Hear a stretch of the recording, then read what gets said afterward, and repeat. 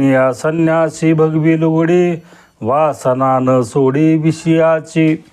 करण महाराज या ओवीमधून सांगतात, तुमच्या जीवनामध्ये अंगावर भगवे वस्त्र धारण केले काय, पांढरे वस्त्र धारण केली काय, गळ्यामध्ये माळा घातल्या काय, तुळशीच्या रुद्राक्षाच्या कशाच्याही माळा घातल्या, सर्व अंगाला तुमच्या जीवनामध्ये विभूती लावली किंवा गोपीचंद टिळा माळा हे सर्व केलं तुमच्या जीवनामध्ये, पण तुमच्या अंतःकरणामधील वासना गेली नसेल तर तुम्हाला त्या आत्मस्वरूपाची आणि तुमच्या जीवनामध्ये त्या भगवंताची प्राप्तीच होणार नाही.